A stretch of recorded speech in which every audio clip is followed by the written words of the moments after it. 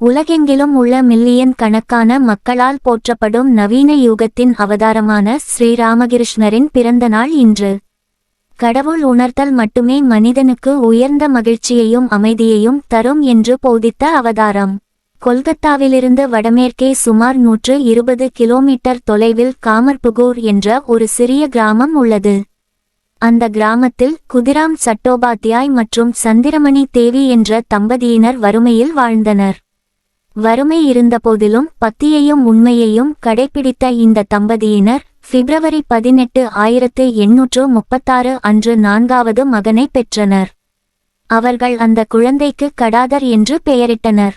கிராமத்தின் அன்பானவரான கடாதர் இளம் வயதிலேயே நடன பாடல்கள், கடவுள்களின் படங்கள் வரைதல் மற்றும் களிமண்ணில் கடவுள் சிலைகளை உருவாக்குதல் ஆகியவற்றில் ஆர்வம் காட்டினார். பள்ளிப்படிப்பின் நோக்கம் பணம் சம்பாதிப்பது என்று கருதி கடாதர் பள்ளிக்கு செல்லவில்லை.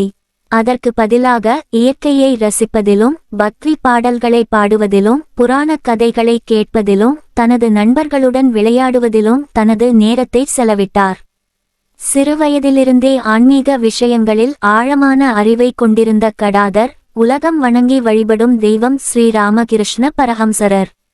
ராமகிருஷ்ணருக்கு 17 வயதாக இருந்தபோது குடும்பத்தின் நிதி நிலைமை மிகவும் மோசமாக இருந்தது. ராமகிருஷ்ணரின் மூத்த சகோதரர் ராம்குமார் தட்சிணேஸ்வர் காளி கோவிலில் பூசாரியாக பணிபுரிந்தார்.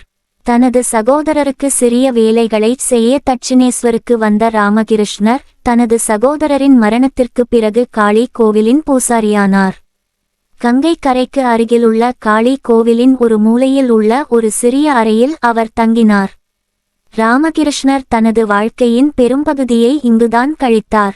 தினமும் பூஜை செய்து கொண்டிருந்த ராமகிருஷ்ணரிடம் வெறும் கல்லை வணங்குகிறாரா அல்லது உண்மையிலேயே காளியை வணங்குகிறாரா என்று கேட்கப்பட்டது. தனக்கு ஒரு தரிசனம் தருமாறு காளியிடம் பிரார்த்தனை செய்தார். கோயிலுக்கு அருகிலுள்ள பஞ்சவடி என்ற காட்டு பகுதியில் ஒவ்வொரு இரவும் அவர் காளியை தியானித்தார். இருப்பினும் ராமகிருஷ்ணரின் தியான முயற்சிகள் பலனளிக்கவில்லை. ஒரு நாள் ராமகிருஷ்ணர் பொறுமை இழந்து காளி சிலையின் கைகளில் இருந்த வாளால் தன்னைத்தானே வெட்டி கொண்டு தற்கொலைக்கு தயாரானார். இருப்பினும் ராமகிருஷ்ணர் பின்னர் வாளை எடுத்தவுடன் சுயநினைவை இழந்ததாகவும் ஒரு பேரின்ப ஒளியால் ஆட்கொள்ளப்பட்டதாகவும் குறிப்பிட்டார்.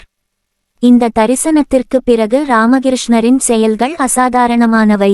இதை கண்ட அவரது தாயார் பீதியடைந்து தனது மகன் பைத்தியம் பிடித்ததாக நினைத்தார். அவரை மணந்தால் நல்லது என்று நினைத்தார். காமர்புகூருக்கு அருகிலுள்ள ஜெயராம்பாடி என்ற கிராமத்தில் சாரதாமணி என்ற பெண் இருப்பதாகவும் அவரை மணக்க பிறந்தவள் அவள் என்றும் ராமகிருஷ்ணர் கூறினார். அதன்படி அவர் திருமணம் செய்து கொண்டார். அனைத்து பெண்களையும் காளியின் வடிவங்களாக கருதிய ராமகிருஷ்ணர் தனது மனைவியை காளியாக அலங்கரித்து பூஜை செய்து அவள் காலில் விழுந்தார். தோதாபுரியிடமிருந்து அத்வைத வேதாந்தத்தை கற்றுக்கொண்ட ராமகிருஷ்ணர் 6 மாதங்கள் நிர்விகல்ப சமாதியில் மூழ்கியிருந்தார். அதன் பிறகு ஸ்ரீராமர் மற்றும் கிருஷ்ணரை தியானித்து அவர்களை நேரில் கண்டார். இதையெல்லாம் கேட்டு பலர் அவரை பார்க்க வந்தனர். நாட்கள் செல்லச் செல்ல ராமகிருஷ்ணரை பார்க்க வரும் மக்கள் கூட்டம் அதிகரித்தது. அவர் நாள் முழுவதும் தனது சீடர்களுடன் ஆன்மீகம் குறித்து விவாதங்களை நடத்துவார். ராமகிருஷ்ணரை அடிக்கடி சந்திக்க வந்த மகேந்திரநாத் குப்தா ராமகிருஷ்ணர் சொன்னது மற்றும் வீடு திரும்பியதும் அவர் ஒவ்வொரு நாளும் நடத்திய விவாதங்கள் குறித்தும் தனது நாட்குறிப்பில் குறிப்புகளை எடுத்துக்கொண்டார். இந்த குறிப்புகள் பின்னர் ஸ்ரீராமகிருஷ்ணரின் நற்செய்தி என்ற பெயரில் தொகுக்கப்பட்டன. அந்த புத்தகம் ராமகிருஷ்ணரின் அமுதம் மொழிகள் என்ற பெயரில் தமிழில் மொழிபெயர்க்கப்பட்டுள்ளது. அவரது கடைசி நாட்களில் ஸ்ரீராமகிருஷ்ணருக்கு தொண்டை புற்றுநோய் இருப்பது கண்டறியப்பட்டது. 19ஆம் நூற்றாண்டில் வாழ்ந்த ஒப்பற்ற ஆன்மீக குருவான ஸ்ரீராமகிருஷ்ணர் 1886 ஆகஸ்ட் 16ஆம் தேதி தனது 50 வயதில் மகா சமாதி அடைந்தார்.